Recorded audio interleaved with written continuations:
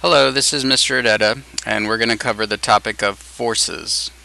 So as I mentioned yesterday, the basic concept of forces was covered in elementary school. They should have given you the basic definition that a force is a push or a pull on an object. So as you can see from the notes you're going to take today, we're going to expand that to include balanced forces, unbalanced forces, and net force. So I want to go ahead and start with the concept of net force. So you want to go ahead and copy this down into your notes. Net force is the combination of all forces acting on an object. So if you were to take all the forces acting on an object at any given time, you would consider this a net force. So for example, in this image here, you can see that there's 1, 2, 3, 4 different forces acting on this box. So you have what's called an applied force, gravity, which is considered a force, normal force, and friction. So for the time being, don't worry too much about the names of the forces, just the fact that there's 4 of them. Well, if you look at all those forces together and account for all those forces, then you would say that the net force on this object, this red box here, is a combination of those 4 forces. So now that you have this idea of net forces being all the forces acting on an object, we can move on to the idea of balanced forces. So if you're looking at all the forces acting on an object, and if all those forces acting on the object result in a net force of 0, well then you would say that the force is balanced.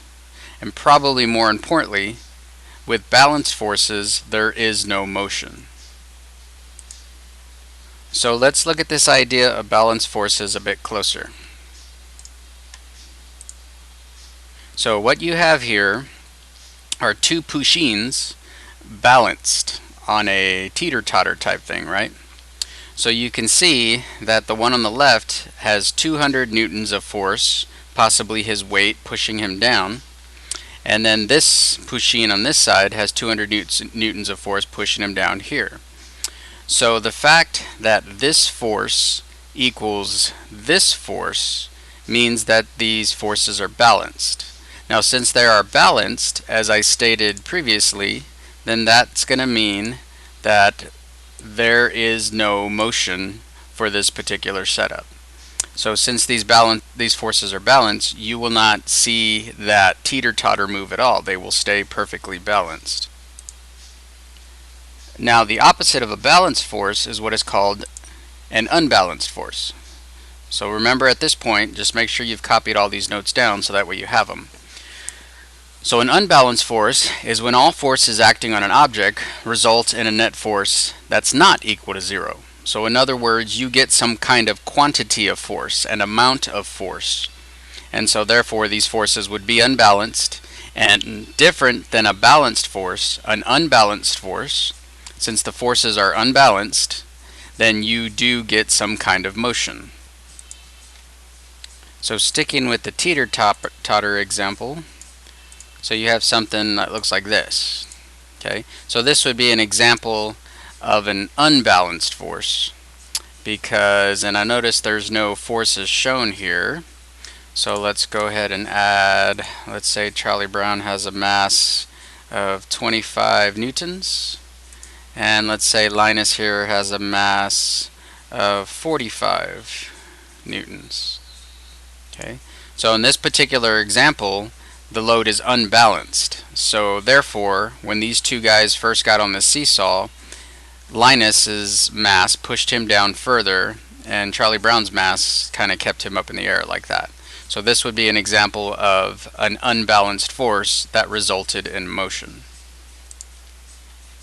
Okay, on this sheet, we're going to try to do a little practicing to see if you can spot a balanced versus an unbalanced force. So I'm going to alter this a little bit so that way we don't have to do the cutting till the very end. But what I'm going to want you to do is you're going to write your answers kind of in this area right here. So you're going to type your answer in that area. And so it'll go right there. So this answer will go with this pedal here. And then you're going to do the same thing with that one And the same thing with this one. And you get the idea. I'm not going to do all of them. But I want you to take a guess as to what type of force is shown here. So for example, a skier going down a mountain, is that a balanced or an unbalanced force? Okay. Now a good little trick to keep in mind is to ask yourself, does motion happen? Because if motion happens, then you know it has to be an unbalanced force.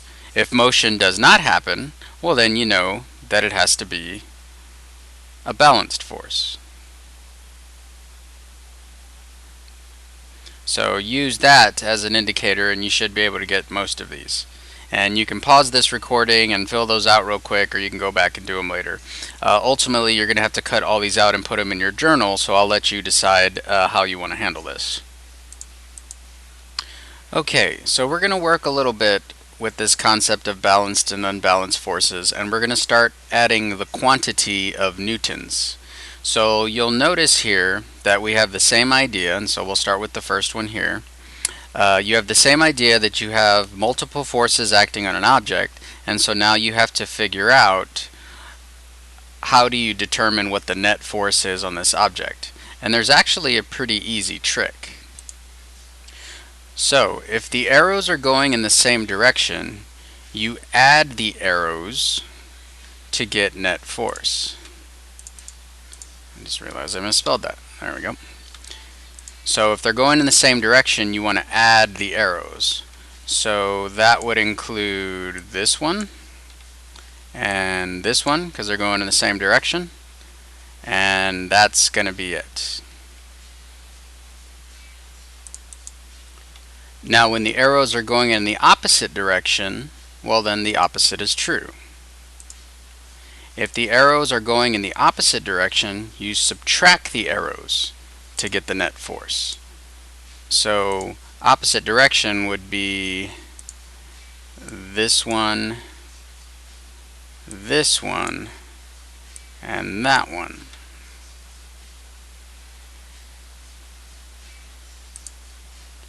So I'm going to leave you to calculate these to see if you can actually end up with the correct answer. Now it is pretty simple addition subtraction, but if you do have any issues, feel free to ask and I can help you out. Now I want to work one of them with you because there's an important concept that you need to see when you're recording your answers. So when you're recording your answers, you not only have to tell me what the resulting net force was, but you also have to tell me the direction of the net force.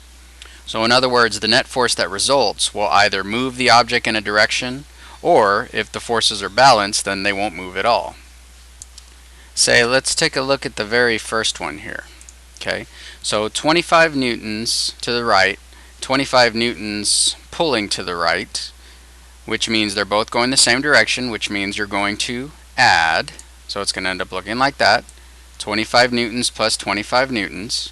So you add that together and you get the answer of 50 newtons. But that answer alone is not correct. You need to tell me 50 newtons in what direction. Well, since both arrows are going to the right, it would be 50 newtons right. And then that right there would be a correct answer. Okay, it has to not only tell me the resulting newtons, but also the direction of the movement. Okay, so using that, you should be able to figure out the rest of these. So I'm going to leave you to do that. Okay, at this point what I want you to do is pause the video and make sure you have answers in all the things that we've covered and you've copied down all the notes. In the next few seconds here left on the video, I'm going to go over the answers to make sure you have the right answers. So really take the time to do them yourselves. Don't just jump to the answers, because you ain't going to learn nothing if you do it that way. So attempt it yourself and then go back and check your answers, and if you need to change them, then change them. Alright, so hopefully you paused it, and let's see what the answers look like. Okay, so a book sitting on top of a shelf, that would have been a balanced force. Two women lifting a box into the back of a truck, since it's moving, that would be unbalanced. Two people pulling opposite directions on a rope with the same amount of force. That kind of gives it away. Same amount of force means it has to be balanced. A skier going down a mountain, since he's moving, that is unbalanced. A moon that orbits a planet. Well, the moon makes its way around the planet Earth, so since it's moving, that has to be unbalanced. An earthquake releasing energy at a fault line. Well, earthquakes move a lot, so that would totally be unbalanced. Okay, so now let's go on to the next slide. Okay, so let's go over these. I already did the first one. So 25 newtons right plus 25 newtons right gives you 50 newtons right. So 18 newtons pushing right, but 25 newtons pushing left. Those are opposite directions, which means you're going to subtract, which means your answer is 7 newtons left. This one here, both going in the same direction, which means you're going to add the forces, which gives you 50 newtons down. Then you have 25 newtons going up, 8 newtons going down. Those are opposite directions. That means you subtract. That gives you 17 newtons up. And last but not least, you have one force going right, one force going left. That is opposite, which gives you a subtraction scenario, which means the resulting motion is 40 newtons left.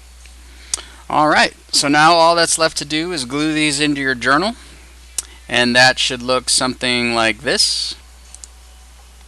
Actually, scratch that. Just glue these into your journal however you see fit. Just make sure you don't cover up the notes that you've taken.